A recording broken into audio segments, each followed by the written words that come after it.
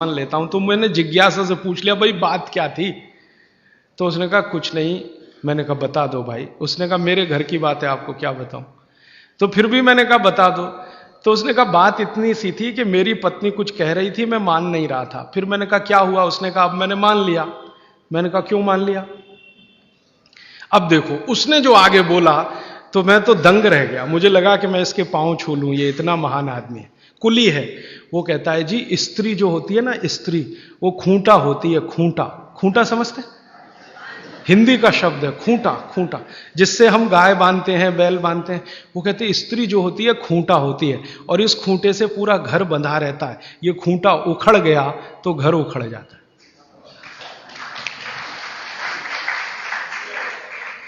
अब मैंने कहा कि भाई इसने कहीं यूनिवर्सिटी में गया नहीं, कोई डिग्री इसके पास है नहीं, इतने ज्ञान की बात इसने कैसे कही। तो मैं पूछा तुम कहां रहते हो? तो उसने बताया वहां रहता हूं, कंकड़ बाग कोई जगह बताई थी, वहां रहता हूं, झोपड़ी में रहता हूं। फिर मैंने कहा ठीक है झोपड़ी में रहते हो वो अलग बात है, तुम्हारे मित्र यार कौन है?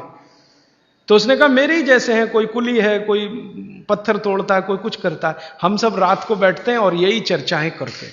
मैंने कहा बड़े ज्ञान की बात है ये तो। कोई फिलोसोफर इस बात को पाने में 10 साल लगाएगा, डबल पीएचडी करना पड़ जाएगा उसको, ट्रिपल पीएचडी, और उसको साधारण। तो मेरा यह मानना है कि ये बिना पढ़े लिखे लोग बहुत ज्ञानी हैं। ये अनजाने में कई बार ऐसी बातें करते हैं या ज्ञान के काम करते हैं जो जानकर करें तो सबका गौरव और सम्मान इतना ही हो जितना हमारा आपका है। तो बागवट जी ने कह दिया। उसके बाद बहुत सारे वैद्यों ने अनजाने में ये किया कि बागवट जी कह गए इसलिए गोमूत्र में घिस के दो, हरडे है ना, गोमूत्र में घिस के दो तो ज्यादा लाभ करती है, पानी में घिस के दो तो कम लाभ करती है, ऐसे ऐसे। तो मैंने उन वैज्ञानिकों से झगड़ा ले लिया इसी आधार पर कि ये बोला है, हजारों साल किया है। ये अलग बात है कि रिपोर्ट्स नहीं रखी उन्होंने, तो ठीक है हम निकाल के देंगे आपको। तो उनका एक ही कुतर्क था कि जी मूत्र इतना अच्छा होता तो गाय क्यों छोड़ती इसको, आपका मूत्र अगर इतना अच्छा होता तो आप क्यों छोड़ते इसको। फिर बाद में मुझे दादी की बात याद आई कि दादी ये कहती थी कि ये गाय नहीं है, माता है। माता है, माता। वो कभी भी हम कहते थे गाय, तो वो कहती थी गाय मत बोलो, गो माता, या तो माता बोलो नहीं तो गो माता। गाय नहीं बोलने दिया कभी भी उसने, क्योंकि गाय बोलना वो कहती थी अपमान है उसका। तो गौ माता है। अब माता जो होती है हर जरूरी चीज बच्चे के लिए छोड़ती है, ये आप सब जानते हैं। बच्चा उत्पन्न हुआ तो उसको सबसे ज्यादा जरूरी है दूध, तो मां दूध छोड़ना शुरू कर देती है। बच्चे होने के पहले तक नहीं है, वो बच्चा होने के बाद ही है। तो माता के बारे में यह कहा जाता है, मां की परिभाषा इस देश में है कि हर जरूरी चीज जो उसके बच्चे को चाहिए वो छोड़ती है। तो मुझे लगा गाय भी माता है तो ये बहुत जरूरी चीज है शायद हमारे लिए, मूत्र, तो ये हमारे लिए शायद छोड़ती है। हम मूर्ख हैं कि उसको इकट्ठा नहीं करते, बेकार जाने देते हैं। तो वैज्ञानिकों को मैंने कहा भाई हमारे यहां तो ये कहा जाता है कि ये गाय नहीं है, माता है। तो मां कुछ जरूरी चीज हमारे लिए छोड़ती है तो शायद ये जरूरी हो। तो उनका अच्छा ठीक है, अब आप बहुत जोर दे रहे हो, और हमने कई तरह का प्रेशर डलवाया था उनके ऊपर, तो चलो करके देख लेते हैं। फिर एम्स के और एमसीआई के वैज्ञानिकों ने काम किया, और काम करने के बाद 8 महीने के बाद वो कहते हैं बात आपकी बिल्कुल सही है, ये गोमूत्र हमारे लिए ही गाय छोड़ती है, हमारे लिए ही छोड़ती है। हमको बीसियों बीमारियां हैं जो इससे ठीक होती है।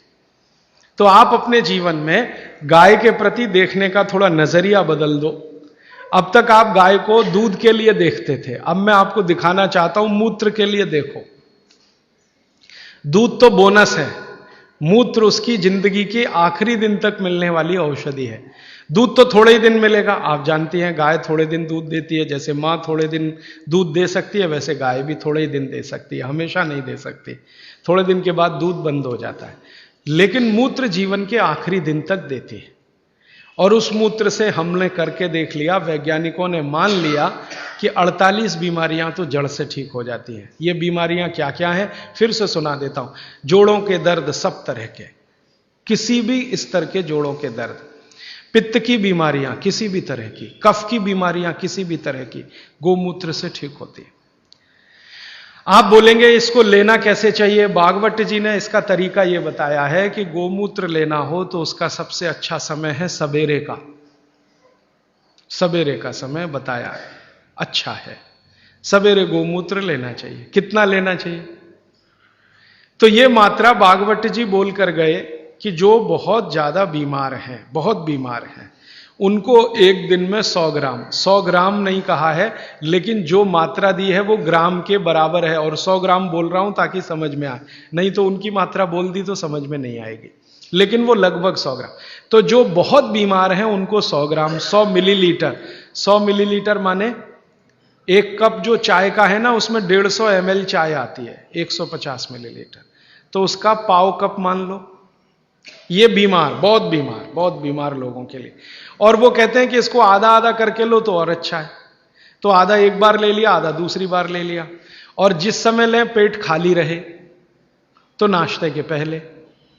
अब पेट खाली 2 समय रहता है दिन में, एक तो सुबह सुबह, और दूसरा जब भोजन के बाद आप 4 घंटे निकल जाए ना तो पेट लगभग खाली हो जाता है, तो शाम को ले सकते हैं बीमार लोगों। और जो बीमार कम है या स्वस्थ हैं, निरोगी हैं और लेना चाहते हैं, उनको एक ही बार।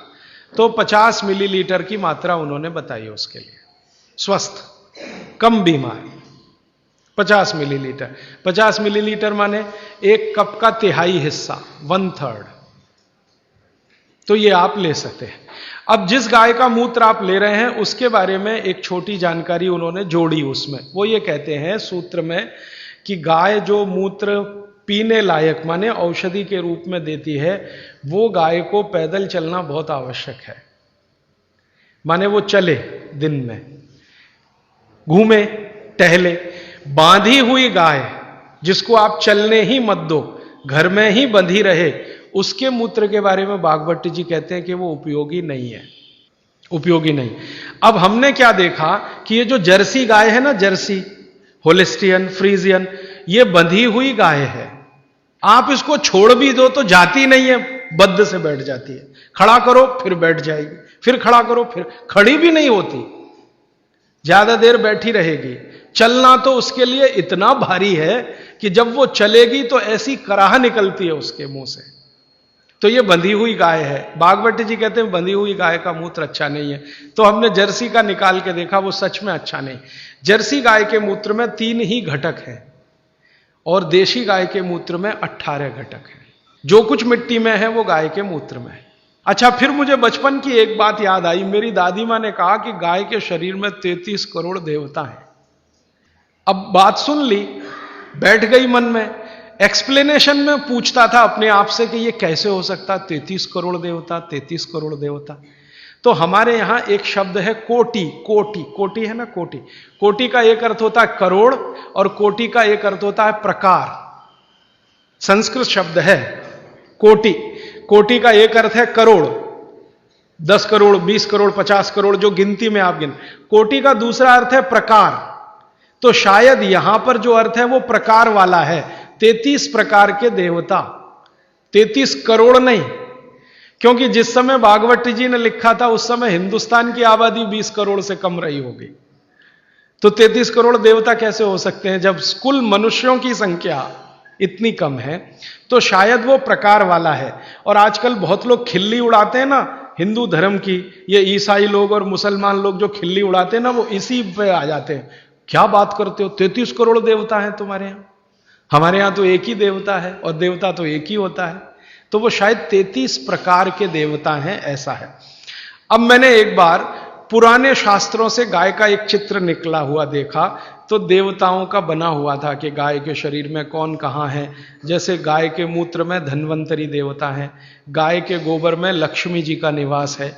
एक संस्कृत सूत्र है गोमय वसति लक्ष्मी, गाय के गोबर में लक्ष्मी है, गोमूत्र में धन्वंतरी है, गाय के गले में शंकर जी हैं, ऐसे ऐसे करके है। अब मैंने कहा करके देखो भाई, हैं तो करके देख लो। तो पहली बात तो समझ में तुरंत आ गई कि गोमूत्र से इतने रोग ठीक हो रहे हैं और धन्वंतरी तो आरोग्य के लिए ही उत्पन्न हुए थे, तो मूत्र में धन्वंतरी तो है पक्का। गोबर में लक्ष्मी है क्या? तो हम लोग 6-7 साल से ये प्रयोग कर रहे हैं और अब जाके हम ये कह सकते हैं कि सच में महालक्ष्मी है गोबर में, लक्ष्मी नहीं महालक्ष्मी। क्योंकि हमने गोबर का उपयोग किया खेतों में, यूरिया डीएपी बंद करा दिया। भारत में हमारा जो अभियान है ना, हिंद स्वराज अभियान, आजादी बचाओ आंदोलन, इसके करीब करीब कार्यकर्ता पूरे देश में 18-20 हजार ऐसे हैं जो गोबर से ही खेती करते हैं, यूरिया का एक दाना नहीं